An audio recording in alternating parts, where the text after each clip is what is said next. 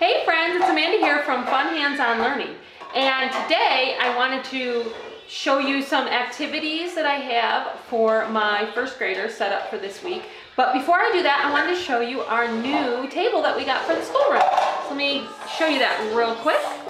So I ordered a new table for our schoolroom, and it's a little bit bigger, and it's been working out great. I sit in the middle there, and then the little ones that I'm teaching sit around it. And it's been working out really great. So I wanted to show you our little table and show you where I've got it set up by our cabinets here.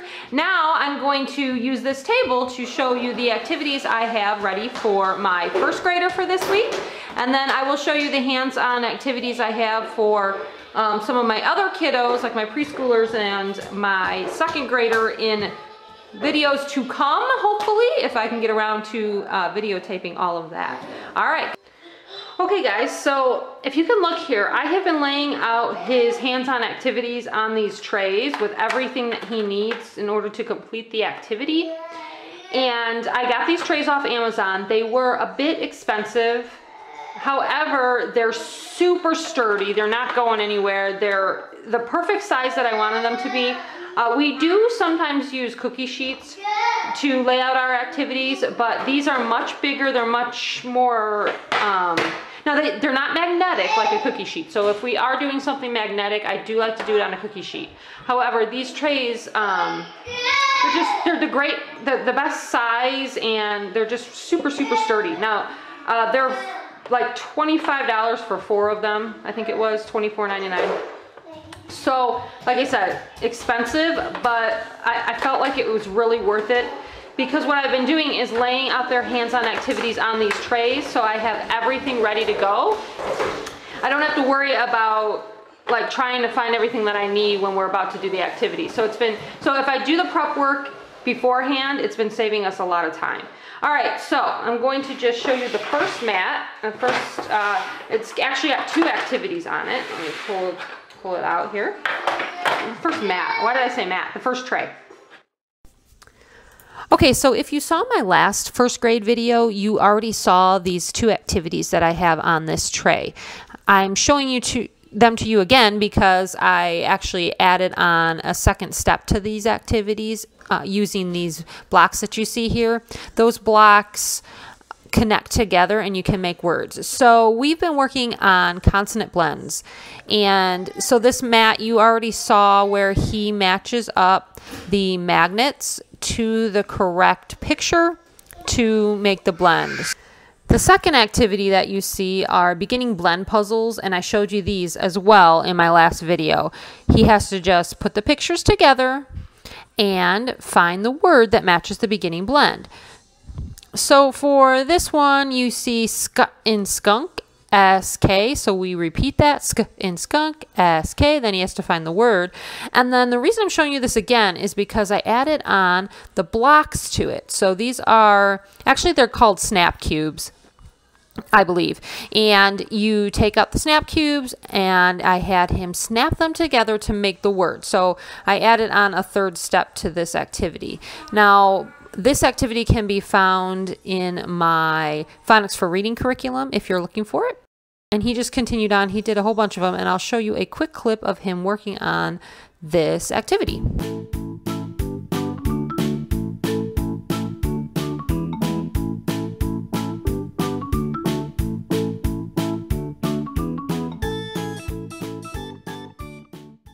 next tray I have here is a math tray. We have been working on place values, so I will just kind of show you the couple different activities that I have in here, one at a time. Let me take these out. And the first activity is number 200, match center, and this is a football one.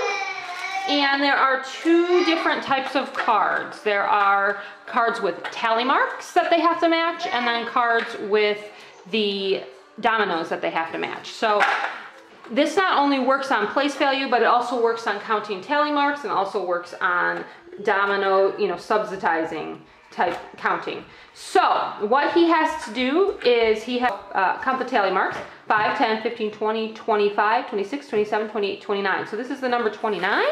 Then he had to find the football with the number 29 and place it in the go. So, just like that. So that's what you have to do with all the cards. What I did is I separated the cards and I put all the tally mark cards first. So he worked on counting tally marks first. And then we switched and worked on counting dominoes. And so let me show you a domino card real quick. It's the same concept except he's counting dominoes. So now we have 10, 20, 30, 40, 50, 60, 70, 85. So then he had to find the card with the 85, place it on there just like that. So this activity comes from my Early Learners Math curriculum. And that's just a good review activity. It's pretty easy for him. So that is that one. Then another activity I have in here are these matching cards. These are from Lakeshore Learning, and again, it's just counting, it's just place value. So he had to count and match up. So, no, that's 14. Let's see if I can find 16. 3, 4, 6. All right, so you just had to count and match up the puzzles for that activity. Super easy. These puzzles come with different types. I just pulled out the place value ones that we have. And then the last activity, oh no, actually I have two more. So this one has these cards. This is from my Early Learners Math curriculum. These are the place value cards. These ones look like this, and then there's another set that have the jars. He counts the place value, but with these ones, he's going to use these cards that I have. So this activity comes with these cards. So he would, these children, and they all have numbers on them, and he would count it up: 10, 20, 30, 40, 50, 60, 61, 62, 63, 64, 65, 66, 67. So this is the number 67. So then he would need to use the kids to make 67 on the card. So there's 6 and there's 7. So he makes the number 67. And then I also thought it might be fun to lay out, I have these blocks here with the numbers 0 to 9. And I thought it would be fun to lay these out. And 2, 3, 4, 5, 6. Okay, so lay these out like this. I'm sorry if you hear my kids talking in the background. And then instead of using these cards, he could use the blocks. So he can make the number 67 like that. And then he could go to the next one. This is 42. So he can make the number 42 like that. Now this activity also has the jars. So the jars look like this, and it's basically the same thing. So you count by tens until you get your 1. So 10, 20, 30, 40, 50, 60, 70, 82. He could use the cards that come with it to make 82, or he could just use these blocks that I have here, which I thought would also be fun as well, make 82. All right, so that is that one. And then I have one last activity here. They are just these cards, these number clip cards.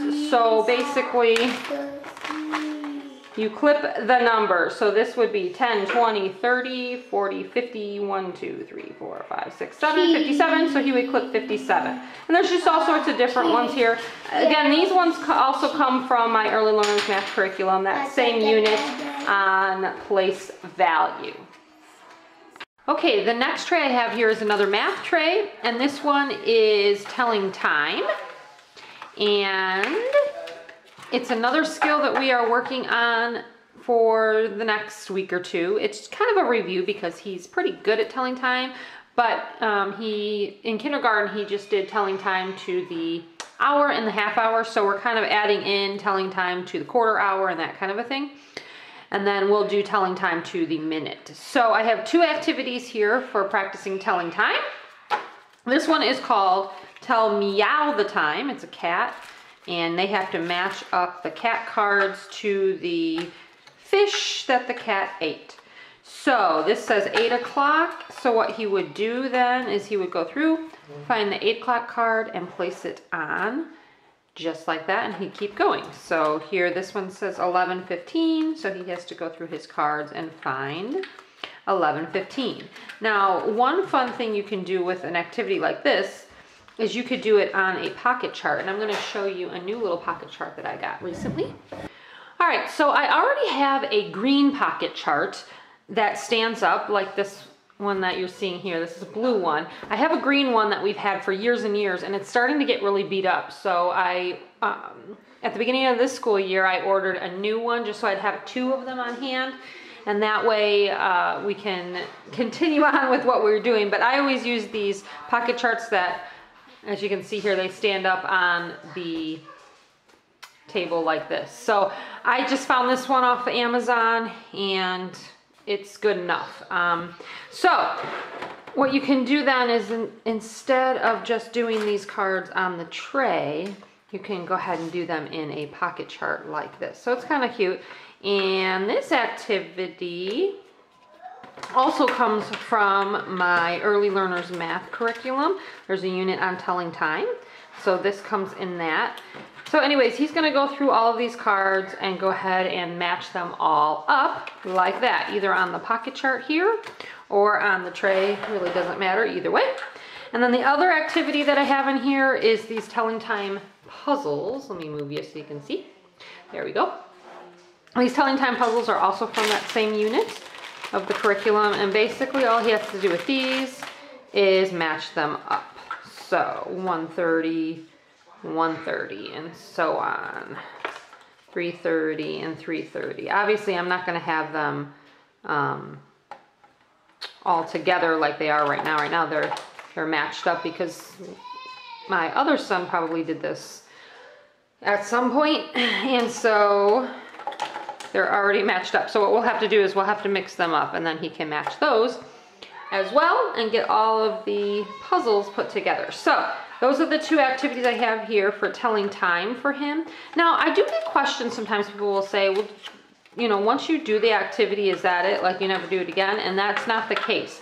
I take activities back out and we redo them and practice them again later on, maybe even the following year, even if it's an easier skill. Especially for math, because telling time is a skill that you should probably review all the time. So these activities get reused by the same student again and again, and then of course they get reused by my new students as the other ones grow out of them. But yeah, we do take them back out and we'll redo them. We'll also do them more than once in the same week if we want to continue practicing. If I feel like they didn't master it the first time they worked on it, then we'll just keep on working on it that week. Okay, and then I know I showed you this activity.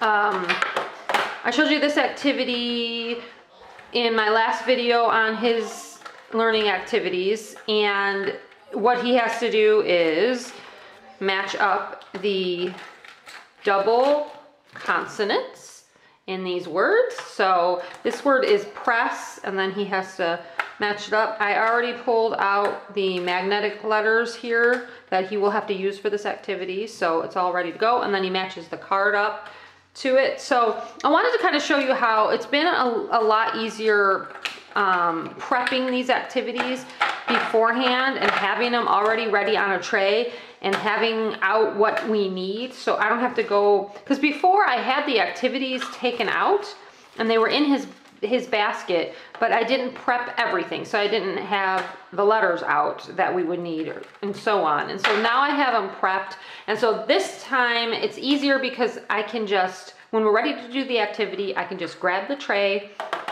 and everything is there, and I'm not spending any time going to get the letters that we need and so on. So it does save a little bit of time when I'm working with them. So that one I already showed you in another video, so I'm not going to take a lot of time on it, but it's still here because he didn't do it last week. And then also these we were doing last week, and we're going to continue on these. He is on the unit on beginning blends, so we're going to continue on doing our flip books. He's done a few of them, so you can see a few of them are done, but we're going to continue on working through our flip books. So on this tray I just have all our different flip books. This is book 2, this is book 4. Book 1 has different activities in it. It's mixed up. So by mixed up, I mean it's supposed to be mixed up. It has multiple different things. It's called mixed practice. So anyways, he's got these in here. Here's some more of them. And then he also has one of his fluency pages in here, and I'm gonna have him, I threw the dry erase marker in here so it's ready to go as well, so that he can go ahead and write the blends in. So here's snap and float, FL and float, and SC and scale. And then how I have him say it is in snap, SN, full in float, FL, in scale, SC, goal in glue, GL, in snap, SN, coal in clock, CL. He goes through it, he practices for fluency, he colors in a smile when he's done it once, then he goes back and does it again.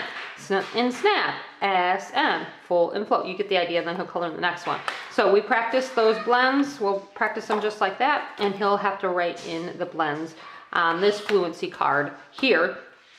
We do other fluency cards, and we do them in the morning in our, I guess you'd call it a morning basket. I call it a warm-up basket. I'm going to do a video on that in one of these coming days when I get a chance, and I'll get that video up for you guys as well.